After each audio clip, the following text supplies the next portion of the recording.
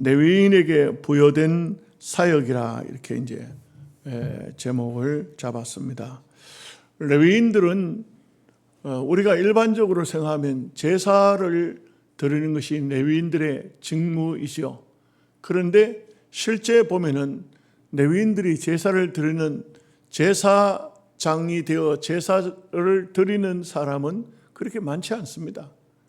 왜 많지 않느냐 하면은 레위 지파에 이렇게 많은 숫자가 있지만 제사를 드리는 사람은 예를 들어서 하목제 제사를 드린다. 그러면 하루에 12명씩 2교대 합니다. 그 24명이 하루를 전체적으로 책임을 지는 것이죠. 그러다가 보니까 제사장으로 뽑힘을 받은 사람이 제사장 가운데서도 직무가 각기 다를 수 있습니다. 제사장은 제사장이지만 어째 보면은 양을 잡는 그런 제사장도 있어요. 양 잡는 것만 하는 겁니다. 어떤 제사장은 양을 불에 태우는 번제를 담당하면은 번제만 담당하는 겁니다. 그렇게 되다가 보니까 제사장을 우리가 생각할 때는 제사장은 다 제사만 드리는구나 이렇게 생각하지만 결코 그렇지를 않습니다. 오늘 말씀을 가만히 보면은 참 제사장들이 할 일이 참 많구나. 문 지키는 것도 제사장이 되고 심지어 문지기가 있는 반면에 재판관도 있어요. 우리로 말하면 판검사도 있는 반면에 그 법정을 지키는 문지기도 있다 이 말이죠. 그런데 다 제사장이에요. 다 레위인들이에요. 이 사람들이 다 이런 일들을 하는 것을 보면은 그런데 우리가 이제 생각할 때 제사장을 급수를 우리가 생각할 때 급수가 있겠죠. 재판관 하는 제사장하고 양 잡는 제사장하고 다르죠. 조선시대에는 짐승 잡는 사람을 백정이라 해가지고 인간 취급을 안 했어요. 백정은요, 죽으면은 간에다 집어넣지도 못하도록 양반들이 그렇게 했어요. 천민이라고. 돈이 암만 많아도 사람이 죽었는데 간 속에 집어넣어서 장례 지내지 못하도록 하는 이런 불합리한 아주 사람 위에 사람이 있는, 사람 밑에 사람이 있는 이런 세상이 못된 세상이죠. 사실은 악한 세상이죠. 그 제사장들은 그런 계급이 없어요. 찬양하는 사람이나 문 지키는 사람이나 양을 잡는 사람이나 제사에 직접 들어가는 사람이나 여기서는요 전부 어떻게 되냐? 은혜로 되는 거예요. 하나님께서 그 때에 그 사람들에게 이 반열을 나눌 때에 제비를 뽑아서 그 제비에 해당되면은 그 일을 하는 겁니다. 여러분, 대제사장이라고 해서 특별한 존재가 아니에요. 대제사장도 대제사장이 죽고 나면은 그 대제사장의 장손, 큰아들이 하는 것이죠. 근데 그 큰아들이 태어날 때부터 몸에 무슨 흠이 있다. 예를 들어서 소아마비에 걸려서 다리를 저은다. 그러면 대제사장을 못해요. 다 건강한 것도 하나님의 은혜고 또 이렇게 하나님께서 어떤 직임을 주시는 것도 다 하나님의 은혜입니다. 그래서 우리가 교회적으로 보면은 장로가 됐다고 대단히 뽐낼 것도 아니고 하나님께서 시켜줬으니까 하는 거지. 집사라고 해가지고 나는 장로도 평생 못 해보고 어떤 사람은 불신자가 묻기를 야 니는 매일 교회를 평생 다니도 장로도 못 따보냐? 딴다 그래요. 어떻게 딴단 말이에요.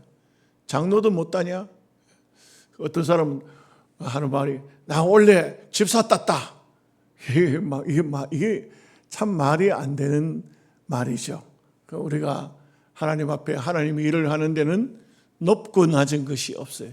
직무의 직무. 그 사람은 다스리는데 소질이 있다 싶으니까 하나님께서 교인들의 마음에 감동을 주어서 공동회를 통해서 장로로 피택이 되는 것이죠. 저는 볼 때 참 이 시대가 어려운 시대라서 그런지 모르지만 저도 이제 우리 노회에서 이제 그 신학원을 하는데 이제 신학원에 교육을 받으러 오는 사람들 교육을 시키잖아요. 근데 어떤 분은 내가 이렇게 보니까 참 답답한 분이 있어요. 그 교회에서 앞으로 장로를 세우려고 교육을 받으러 보냈는데 이분은 내가 4시간을 강의를 하는데 단 한 번도 눈을 뜨지를 않아요. 소격이냐? 아니에요. 얘기 잘 하다가도 강의 딱 시작하면 눈 감고 있어요. 저 사람이 무슨, 그러니까 내가 막 시험에 드는 거예요, 이게. 암만 열심히 강의해도 눈 안 떠. 그 희한하대. 강의 딱 끝나면 눈 떠. 야, 그 희한하더라고. 그러니까요, 막 내가 막 시험이 들어. 그러면 안 되죠. 지도자가 될 사람은요, 무음해야 돼요. 무음하는데 자기 행동도 굉장히 조심스러워요. 장로가 될 사람은 적어도 25명의 교인들을 대표하는 사람이잖아요. 그 대표하는 사람은 대표자적인 그런 행동, 말, 그 대표자적인 삶을 살아야 되는 거예요. 샘플이에요, 샘플. 25명 중에 최고로 좋은 사람을 뽑아놓은 거예요. 이분이 걸어가는 믿음의 길을 걸어가는 것을 나머지 뒤에 사람이 다 그 사람의 발걸음을 따라가는 거예요. 얼마나 중요합니까? 교회라는 것은요, 장로교회에는 특별히 보면은 장로들 중심으로 돼 있어요.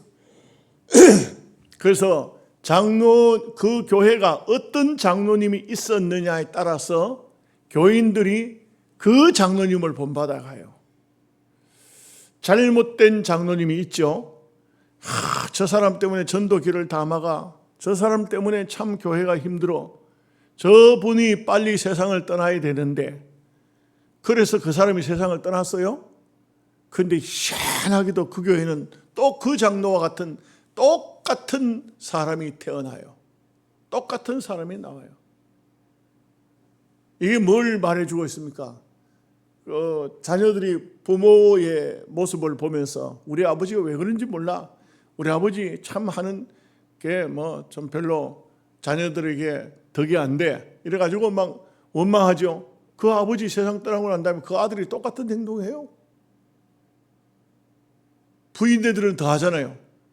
그 아주 옛날에 시어머니한테 핍박을 많이 받은 며느리가요, 시어머니가 되죠. 똑같습니다. 아니 더해. 그렇게 돼요. 이게 그 앞서 있다는 것이 얼마나 중요한지 몰라요. 지도자가 얼마나 중요한지 몰라요. 참 지도자의 삶이라는 것은 굉장히 조심스러워요. 자기 자유롭게 그렇게 사는 것이 지도자의 모습이 아니에요. 언제든지 보면 누군가가 나를 보고 있다. 누군가에게 내가 영향력을 미칠 수가 있다. 이거 참 중요하죠. 레위인들은요, 때로는요, 모세 시대에 보면은 모세가 율법을 받으러 시내산에 올라가죠.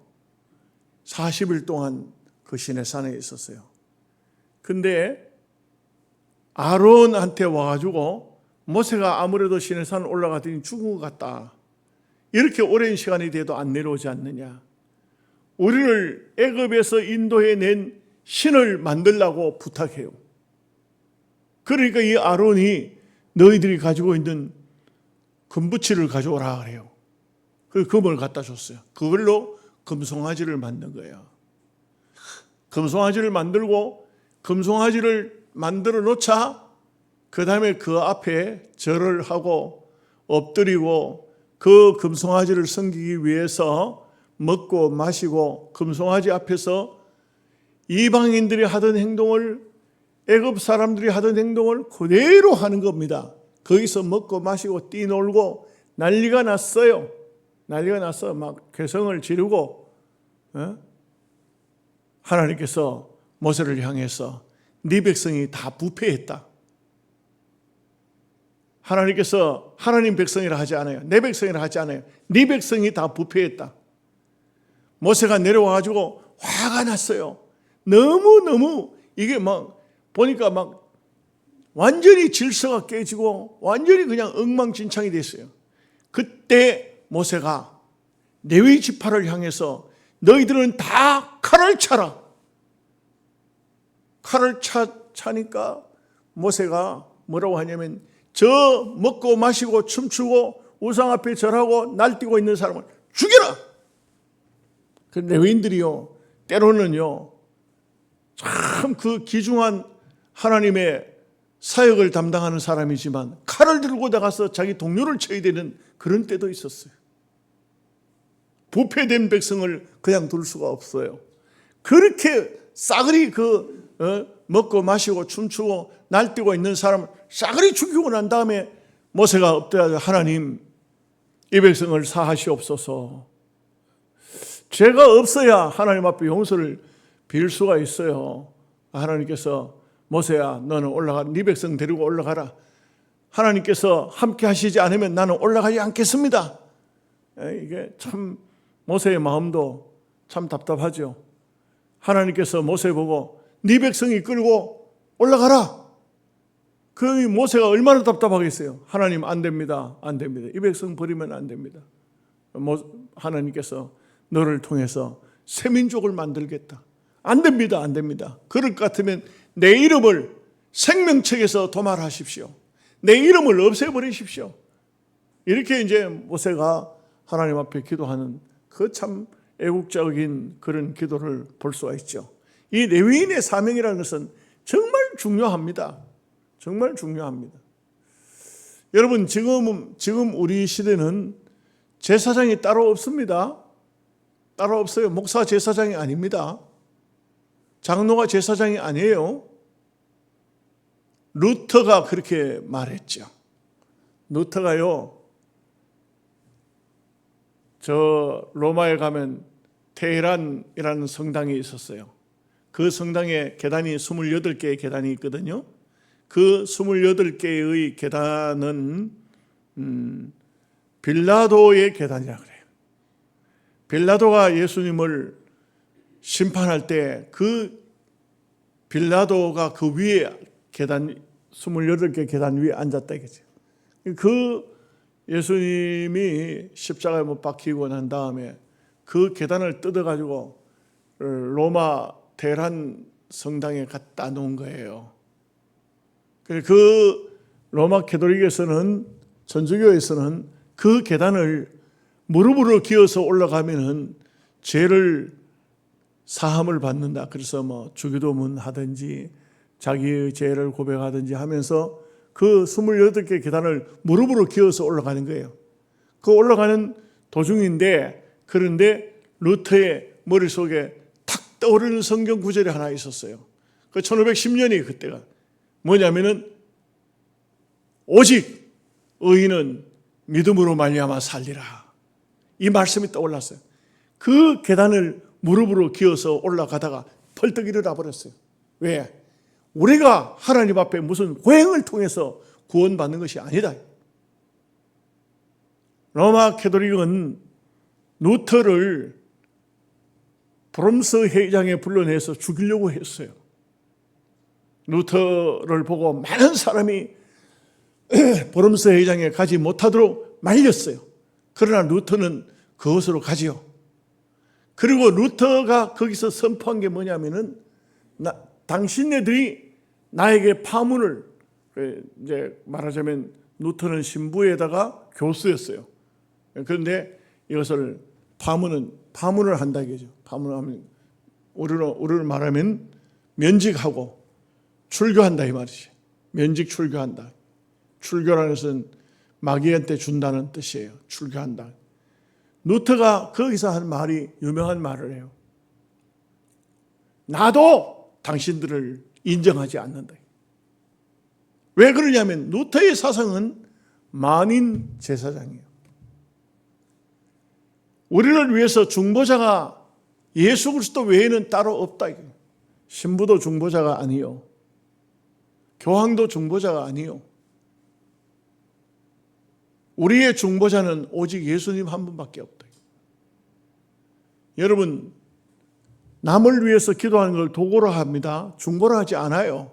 그런데 한국 교회가 들어보면 중보기도 한다고. 중보기도. 이게 제사장에게서 나오는 하나의 사상이에요. 로마 캐톨릭 천주교에서 나온 사상이 중보기도예요. 우리 개신교회가 그런 말 쓰면 안 돼요. 우리는 남을 위한 것을 헌법의 예배 모범을 보면은 거기는 도고 기도라. 남을 위해서 늘 기도해야 돼요. 그렇지만 그거는 중보기도는 아니에요. 우리는 중보자가 될 수가 없어요. 자, 오늘 말씀은 쭉 읽었습니다만 이 말씀을 전체적으로 다 이렇게 또 한 절씩 읽으면서 설명하기가 어려워요. 그래서 먼저 1절에서 6절 말씀을 성경을 읽지 않고 안 읽고 그대로 설명을 하겠습니다. 저도 눈이 안 좋아가지고 이 성경 듣다 보고 몇 절 읽으면 그 다음엔 잘 안 보여요. 잘 안 보여서 설교를 하기가 어려워요. 백내장 이제 때가 돼가요. 때가 이제 서서히 백내장 때가 돼가요. 그래서 수요일 날이나 주일 날은 다른 글씨를 안 읽어요. 책을 안 봐요. 왜 그러냐면 이제 뭐 좀 듣다 보고 있으면 그 다음에 교회 오면은 막 교인들이 얼굴이 희미하게 보여요. 안경을 써도 그래. 보통 일이 아니에요. 이게. 다 젊은 분들은 이해가 안 되지만 내 나이 돼봐. 다 이해가 되는 거예요. 눈이 희미해. 그래서 이제 1절에서 6절 말씀을 이렇게 이제 뭉떡뭉떡 몇 번 보도록 하겠습니다. 여기에는 지도급에 있는 사람들이에요. 여기 이제 중요한 말씀이 이제 1절에 나오죠. 뭐냐면은 다윗이 나이가 많아 늙었다 이거죠. 그래서 솔로몬을 왕으로 삼았다. 물론요, 이거 어찌 보면은 당연한 것 같고 쉬운 것 같습니다. 근데 옛날 이 예수 안 믿는 사람들 말이죠. 왕정 시대에 보면 자기 아들이라도 죽는 날까지 왕권을 안 물려주는 왕들이 많아요. 이 왕의 건세라는 것이 대단하거든요. 이런 건세가 있으니까 자기 생명이 다하는 날 가서야 드디어 어떤 유언을 해놨다가 그걸 뜯어서 보고 누구가 이제 뭐 왕이 되기도 하고 또 미리 세자를 정해놨다가 이렇게 하는 경우도 있지만 다윗을 보면은 나이가 많았을 때 이미 솔로몬에게 왕권을 다 물려주고 그리고 이렇게 성전 지을 준비를 철저하게 했지만 그렇지만 다윗은 거기에 나서지 않아요. 나서지 않고 모든 조직을 이 다윗이 다 솔로몬에게 해서 맡기고 금도 10만 달란트나 준비하고 은도 100만 달란트나 준비하고 그 노시라든지 철이라든지 이런 것은 셀 수가 없을 정도로 그러니까 막 엄청나게 많은 물질을 준비해서 솔로몬에게 성전을 짓도록 하는데 가장 중요한 게 말입니다. 성전을 짓는 도안도 중요하고 거기에 있는 물질도 중요하고 다 중요해도 더 중요한 게 하나가 있어요. 그게 뭔지 아십니까? 사람이에요. 사람. 오늘 그것을 말하고 있는 거예요. 이 레위 지파가 앞장서서 성전을 지어야 되는데 거기에 총 지도자급에 속한 사람들이 1절에서 6절 속에 이렇게 다윗이 불러서 부탁을 하는 거죠. 오늘 우리 교회로 말하면 어떤 중요한 문제가 있을 때 당회가 모이는 거죠. 당회가 모여서 어떻게 할 것이냐. 교인들 전체 다 있는 데서 교인 총회를 하면 좋겠지만 그렇게 하려고 하면 우리 교회 같은 데는 가능하지만 이스라엘 같은 경우는 한 국가잖아요. 한 국가이기 때문에 그걸 다 그렇게 할 수 없거든요. 그러니까 지도급에 있는 사람들, 그래서 여기 보면은 방백, 제사장, 레위 사람들, 이런 사람들을 불러 모아서 이제 이런 사람들이 먼저 지도자가 모이면 지도자급에서 적재적소에 사람을 심어놔야 돼요. 그래야만 누구든지 어떤 일을 할 때든지 이제는 그렇게 딱 맡겼으면 그 사람들이 그 일에 최선을 다하고 자기에게 맡겨진 직무를 최선을 다하는 것이, 이것이 바로 하나님의 성전을 이루는 것이. 자기는 고일반하지만 그러나 전체적으로 보면 그 지도자들이 다 그 사람들 밑에 수많은 사람을 거느리고 모든 일들을 완성을 해낼 수가 있는 것이죠. 그 다음에 7절에서 11절 말씀에 보면 여기는 게르손 자손 중에 나단과 시므이와 같은 사람을 중심으로 반열을 또 이제 나누는 것을 볼 수가 있습니다. 그래서 쭉 사람들이 어느 일을 시키다가 보면 어느 쪽에는 사람이 어느 가정에 뭐 누구 우리가 해도 예를 들어서 1구역은 어느 곳에, 2구역은 어느 곳에. 근데 구역을 그렇게 나누어도 또 이렇게 뭐 나누다 보면은 어떤 구역은 사람이 인재가 많이 몰려 있고 어떤 구역에는 또 노인들이 많이 몰려 있고 뭐 이런 경우도 있어요. 뭐 하다 보면 사람이 하는 일이 완전한 게 어디 있습니까? 완전하게 할 수가 없어요. 그런데 이러다 보면 이제 많은 사람들이 또 반열을 나누다 보면 어떤 반열은 적고 어떤 반열은 많고, 이러니까 또 적은 반열 속에는 다른 반열하고 합해가지고 그 숫자를 채워 넣는 이런 모습을 볼 수가 있는 것입니다. 12절부터 13절 말씀에는 모세의 후손들이 나오지요. 모세의 후손들 중에서 상당히 우두머리급에 되는 이런 사람들이 나옵니다. 그런데 이게 모세하고 아론하고 이렇게 이제 구분을 하는데, 여러분 참 신기한 것이 모세는 이스라엘의 영도자입니다. 그런데 그 뒤로 모세의 후손 속에서 이스라엘의 영도자가 나옵니까? 안 나와요. 모세는 레위 지파예요. 그런데 우리가 아시는 대로 제일 첫 번째로 나온 왕은 제일 막내 지파 뭐예요? 베냐민 지파고, 이 사울이 그런 아주 막중한 제일 막내고 제일 적은 지파에서 왕으로 하나님께서 삼아 주셨지만 이게 실권을 하잖아요. 왕으로서의 감당을 못 하잖아요.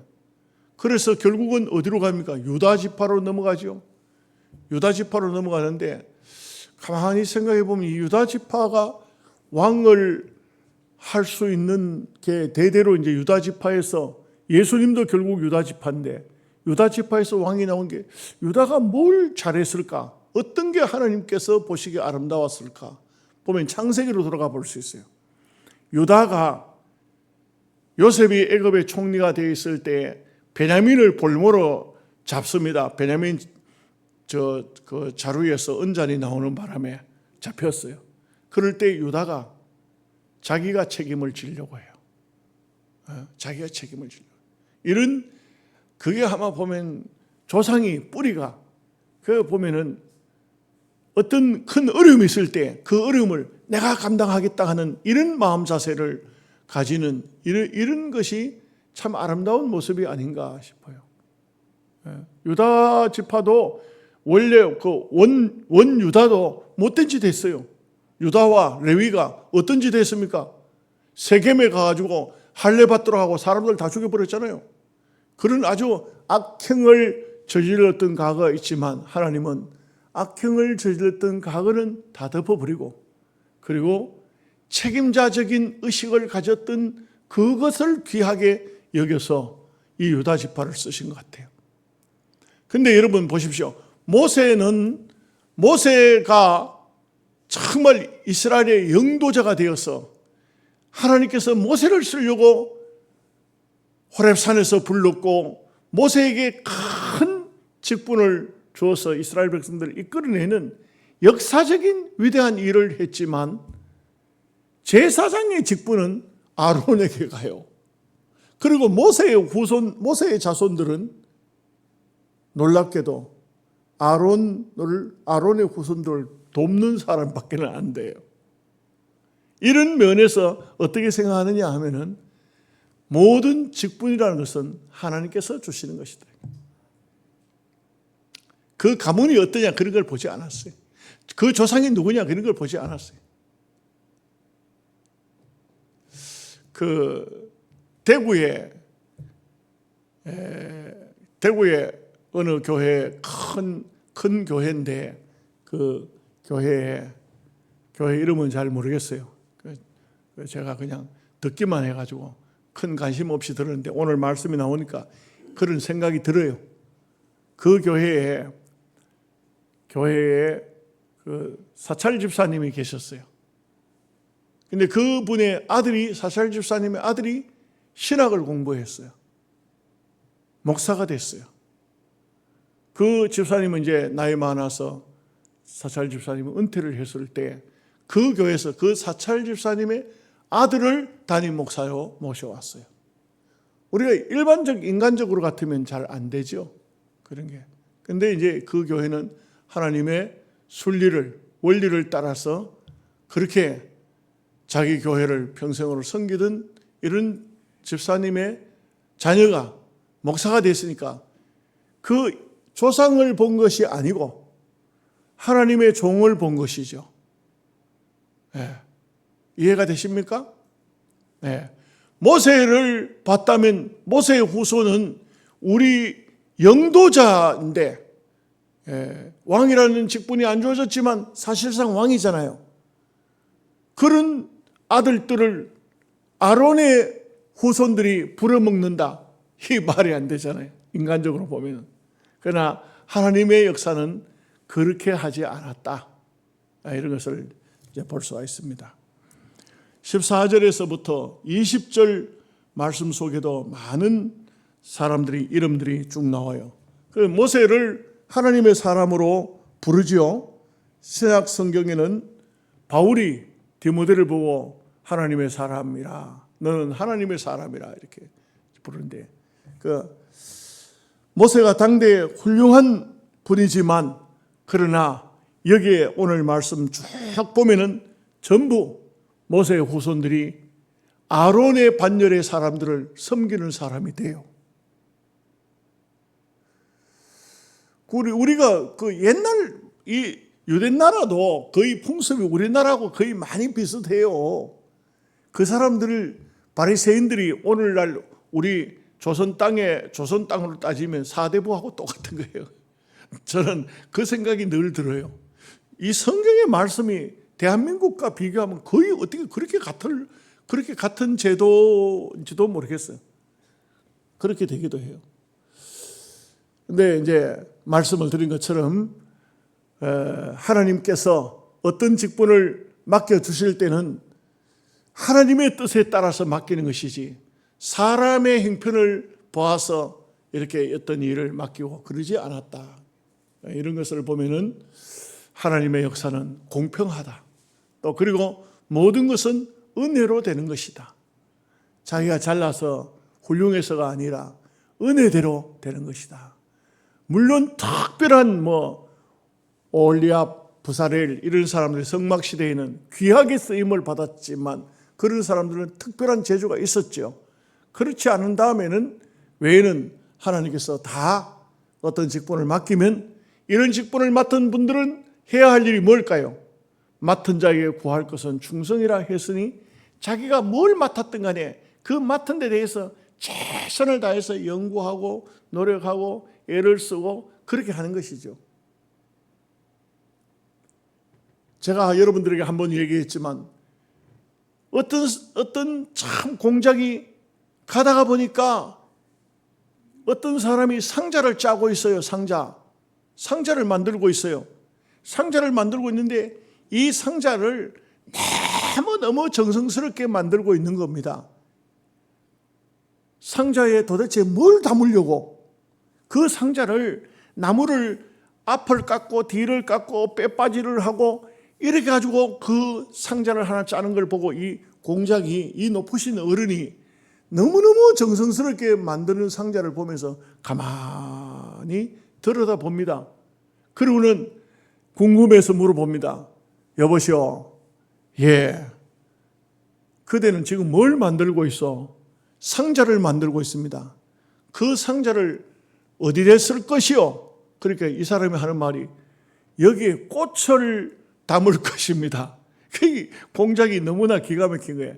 그렇게 정성스럽게 만들어야 거기에 흙을 담아서 꽃씨를 뿌려서 꽃을 키울 거라 하니까 이 공작이 그 사람에게 묻는 겁니다. 아니, 꽃을 만들 상자를 갖다가 뭘 그렇게 정성스럽게 합니까? 했더니 이 사람이 하는 말이 뭐라고 하냐면 나는 뭘 하든 간에 이렇게 합니다. 이렇게 하는 거예요. 대답을. 나는 무엇을 하든 간에 이렇게 합니다. 여러분, 이 공작이 그를 데려다가 바로 중세시대의 그 성당의 대란 성전에 전부 다 그 조각상을 만들도록 한 그 사람이 바로 미켈란젤로였어요. 그래서 여러분, 우리가 가만히 보면 하나님께서 내게 어떤 것을 맡겼느냐, 그 맡긴 것을 최선을 다해서 작은 일일지라도 최선을 다해서 하는 사람은 위대하고 큰 일을 해도 맡겨도 그 사람은 그 일을 최선을 다해서 합니다. 어떤 일이 작은 상자 하나 짜는 것도 이 최선을 다해서 짜면은 결국은 천지창조의 그 위대한 작품을 만들어내는 그런 미켈란젤로와 같은 그런 사람이 탄생한다 이거죠. 우리가 레위인이나 모세의 계열이냐 아론의 계열이냐 상관없이 주어진 일에 최선을 다하는 이런 사람이 하나님 앞에 귀하게 쓰임 받는다 이거죠. 집사로 충성을 다한 사람은요, 장로가 돼도 충성을 다해요. 집사 때 대충 한 사람 장로 시켜놓으면 잘할 것 같지요? 못해요. 안 돼요. 문제가 많습니다. 우리 노예 어떤 교회에요, 장로님 한 분은 전화가 또 와가지고, 지금은 이제 그 교회를 떠났습니다만, 목사님, 예, 말씀하세요. 웬일이십니까? 우리 목사 내보내야 돼요. 아니, 장로님 위 목사인데 목사를 갖다 그렇게 왜 내보내야 됩니까? 그 뭐 이유가 뭡니까? 안동 가는데 내하고 같이 가자 했더니 혼자 가버렸어요. 혼자 가버렸기 때문에 내보내야 된다. 그런 정신을 가지고 그런 마음을 가지고 있으면 안 되죠. 제가 그 장로님 보고 그랬어요. 장로님, 내가 궁금한 게 있는데 어떻게 장로님 되셨습니까? 하니까 난 교회도 잘 안 나갔어요. 근데 교회에서 나를 장로로 뽑아놔가지고 할 수 없이 장로가 됐습니다. 이렇게. 그런 마음을 가지면 안 돼요. 집사 때 최선을 다하는 사람이, 최선 다하는 사람이 장로 뽑히면 장로도 최선을 다해요. 집사 때 최선을 다하는 사람이 권사가 되면 권사가 돼도 최선을 다해요. 우리가 하나님의 일을 맡았을 때 어떤 일을 맡았든 간에 최선을 다하는 이 삶이 대단히 중요하다 이거죠. 그래서 우리 아버지가 누군데, 우리 조상이 누군데 이러지 않았다 이거죠. 자, 21절에서부터 23절 말씀을 보면 여기는 여기도 특별한 것은 없습니다. 이렇게 이름을 밝혀두는 이유는 뭐냐? 하나님은 사람을 귀중히 여기신다. 여기에 나와 있는 이 사람들은 전체 레위인들의 우두머리. 모세 계열이든 아론의 계열이든 다 우두머리들이에요. 이 사람 오늘 우리 옛날 개혁 성경에 보면 두목이요. 지금 이제 우두머리라고 해놨는데, 예, 지도자라, 지도자. 예, 지도자. 우리가 때가 되면 어느 순간인가 내가 누구에게인가에 지도할 수 있는 그런 여건이 주어져요. 그런 여건이 주어졌을 때 우리가 우리 자신들을 모든 방면에 허점이 보이지 않고 모든 방면에 불합리한 것이 보이지 않도록 지도자 역할을 잘 해야 돼요. 이렇게 기록이 되잖아요. 기록. 그러니까 이분들은 가만히 보면 무음한 거예요. 이 흠이 기록되지 않았잖아요. 아마 흠이 있는 사람은 이 지도자로 들어오지도 못했을 거예요. 아마. 그러니까 흠이 없잖아요. 그 외에 이제 27절부터 쭉 해서 32절 말씀까지입니다만 다 인사가 만사라. 그래서 하나님께서 귀하게 많은 사람을 쓰셨다. 이렇게 많은 분들을 쓰셨다. 이 사람들이 다 뭐 하느냐? 성전 짓는 데 쓰임 받는다. 그래서 자기 일 맡겨진 일을 장차 이제 성전 짓는 데서 이분들이 다 나름대로 역할을 감당하겠죠. 그래서 이 말씀이요, 24장이나 25장이나 쭉 한번 적혀보세요. 26장이나 이 사람들이 이제 그 다음에 보면 이름들이 여기 계속 나와요. 계속 나오는데 이 사람들이 27장까지 이름이 계속 나와요. 계속 나오는데 이 사람들이 모든 가문의 모든 가문 중에서 우두머리 가문들이에요. 그 우두머리 상당히 지도자죠. 지도자인 이 사람들이 27장까지 쭉 그 사람들이 이제 어디에서 어떻게 무슨 일로 이제 사명을 받아 배치를 받는 것이죠. 이제 이렇게 돼 있어요. 그래서 역대기는 이런 부분이 나오면은 상당히 좀 공부하기가 어려워요. 그래서 다음 시간은 여기서 휙 넘어가서 28장에서 이제 다음 시간에 공부를 할 것입니다. 기도하겠습니다. 하나님 우리 아버지 은혜와 사랑을 생각할 때 감사합니다. 레위인들이 하나님 앞에 부름을 받고 하나님께서 여러 분야에서 일들을 맡겨서 이 일들을 하나님의 영광을 위해서 성전을 짓고 하나님의 역사를 이루는 데 쓰임받도록 하심을 생각할 때 감사합니다. 우리들도 또 이 마지막 종말의 시기지만 하나님의 나라 주의 교회를 위해서 부름을 받고 쓰임을 받는다는 이 자체가 너무나도 귀하고 아름답습니다. 우리가 하나님 앞에 어떤 사명을 맡았든지 최선을 다하여 감당할 수 있는 저희들 되게 하여 주옵소서. 예수님의 이름으로 기도하옵나이다. 아멘. 279장 찬송입니다.